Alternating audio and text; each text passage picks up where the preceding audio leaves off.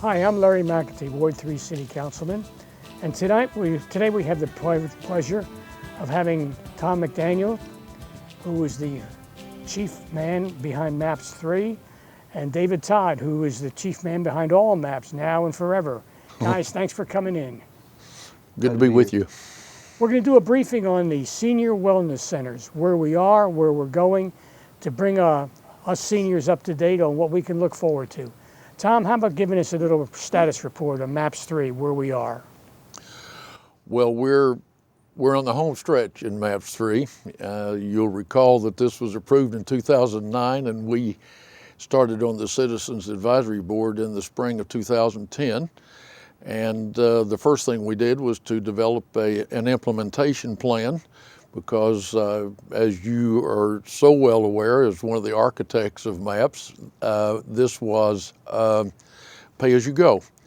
So this implementation plan kind of gave us a roadmap for which project would be done in what order. And as we waited for the money to come in, because we couldn't let a contract on anything. So that provided kind of a plan for us to do the senior wellness centers. And we had planned from the start to do at least 4 senior wellness centers. And it turned out to be quite a project for us, because there weren't any senior wellness centers here. So we looked other places, we looked in other states where they'd had senior wellness centers, and we tried to get a sense of how they should be dispersed geographically around the city, and what characteristics, should they all be the same? Should they be different depending on where they were to be located? So there were a lot of early decisions to be made, and I'll wrap that all up to just say we didn't think there needed to be a cookie cutter approach, that there might be one thing that worked in one area of the city and something else. And we had lots of citizen input. As you know, we had a subcommittee that encouraged public input, and lo and behold, we got a lot of public input. And so these senior wellness centers were meant to not be operated by the city, but the city would furnish the capital and build them, and they would be operated independently. And so one of the keys was locating operators, and then making sure that the operator wanted to be in a location where we wanted to do one, because we wanted them, as I've already said, geographically dispersed around the city. I kind of thought about it, one in each quadrant of the city. And so that process took longer than we thought, but ultimately we did find an operator for the up in the northwest quadrant of town, and we built the first one there. The second one has been completed near Capitol Hill High School on the south side, and we now have operators for both 3 and 4. Number 3 is going to be operated by Langston University and be in the northeast quadrant. And then the 4th one will be operated by the YMCA, and it's going to be generally in the southwest quadrant. And there are exact locations that David can tell you the addresses of them and where they are, but 2 are completed, and we have operators for all of them, and they're in various stages of planning, and will be ready to go out for bids this year. Wow, so that process didn't work then? It did. Hey, how about giving our viewers a little bit of a review, David, on some of the functions in the ones that are operating right now, and how the new ones will carry on the tradition of the MAPS 3 centers? Right, well, part of the philosophy for the wellness centers is that, as Tom said, they wouldn't all be the same. They wouldn't be cookie cutter, as you will. That they would respond to the mission of the operators and then to that general area. So the one up northwest has some clinic space, but a lot of workout areas and a lot of meeting rooms and things like that. Whereas the one in the Capitol Hill area, they wanted to focus more on some clinic space. So they have 9 clinic rooms, 9 exam rooms, and a full pharmacy in there. So we have the same budget for each of them. So that reduced a little bit of some of the workout areas. There was a trade-off of exercise versus clinic kind of space. But then as we look at 3 and 4, they're kind of going to be a combination again of some of that, depending on what the operators want to do. Langston is connecting that with their occupational therapy program to do some things with the kids that can come in there and do some of that. I think that Wellness 4 in Southwest Oklahoma City will be very similar to Wellness 1, with a little less clinic space and more exercise and social areas. Now, how is the public taking this non-cookie cutter approach? Do they like it? Oh, I think so.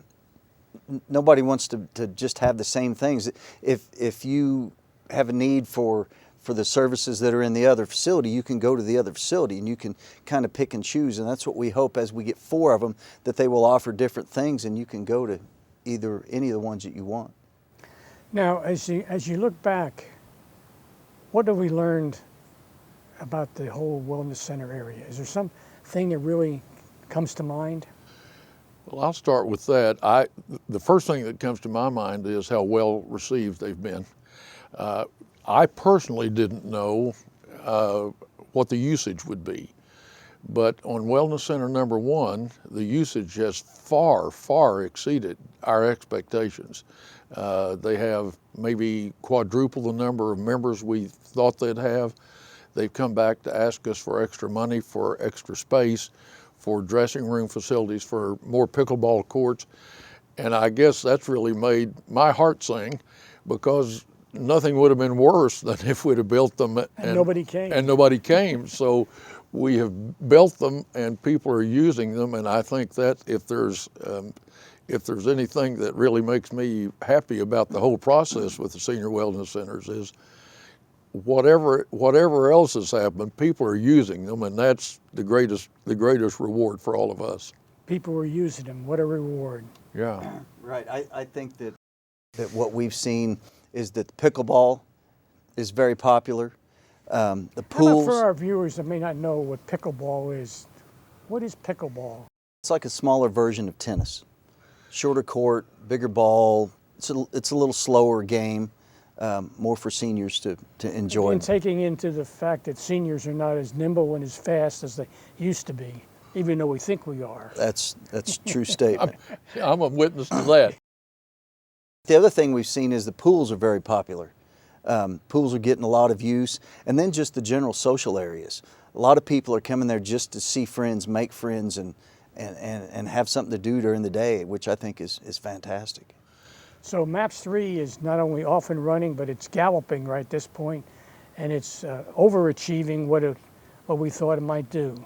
Well, from my viewpoint, I didn't really know what to expect, but it's far exceeded my expectations, and I think most everyone else.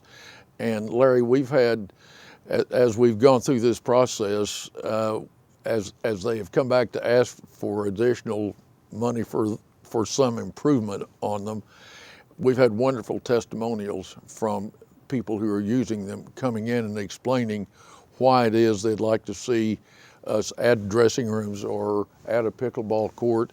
And it's really been uplifting to hear people, the various personal stories of people.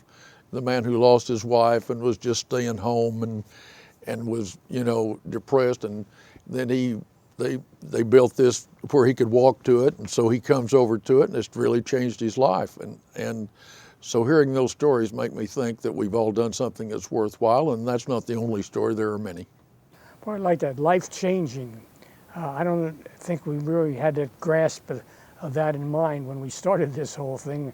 We just kind of looked in unintended consequences, maybe. Yes. There's it certainly has been a welcome surprise. Now, another surprise, I suspect, maybe I'm wrong on this, but you went out and looked at other centers when we first planned this and found out there was very few, if any, out there. Are people coming in now and saying, what are you guys doing here with senior wellness centers? We want to maybe think about doing the same thing in our town? We do have people coming in trying to make sure that they don't have to go through the same pains that we went through, reinvent the wheel, trying to help, because what we're seeing is it's such an advantage to to people. We want that to go through other communities. So yeah, we do have a lot of communities wanting to see what we've done and how we've done it. We're kind of a light on a hill for people to see, aren't we? Larry, we are. I get called by the Oklahoma City Chamber of Commerce frequently to meet with representatives of other cities, and not just about senior wellness, but about the whole MAPS process. I mean, how does this work, and how did you guys get this to work? And that it's made such a difference in your city over the last 25 years. How did this happen? And so that's that. I really am always glad to meet with people from other cities about it. And now as we're coming down to the development phases to the end of MAPS 3, we've got MAPS 4 on our plate, and that includes the building of what, one senior center? One more senior center is anticipated with that. And its location and operator are still to be determined. You know, there's a process of determining all that. So we'll have to send out our RFQs for the operators, and then work out where we might locate that, what's best for the community and best for the operator. Looking into the future, taking MAPS 3, when do you think those two centers from MAPS 3 still to be built will go into operation? They'll start construction towards the end of this summer, and it'll take about a year, so it'll be about the end of next summer when they'll be open. So we've got that coming. Yes. And of course, it's too early to speculate on the one from MAPS 4, but within the next several years, we'll have that one up and running? Yes, sir. There's no telling because we haven't developed that implementation plan yet, but it'll be a few years, but we'll have it up. And so if you like MAPS 3 and what's been done, you'll love MAPS 4, and you'll love the senior centers of the future. I think so. Hey guys, thanks for your commitment. I know in your case, Tom, you didn't know you were going to be doing this 10 years ago. Thanks for what you put into this whole program. David, thank you and your staff. May God bless all of you that are involved in the senior centers as we continue to provide respect and services for our seniors who have invested so much in Oklahoma City's future. God bless you, and thank you for being with us today, guys. Thank you, Larry, for the invitation.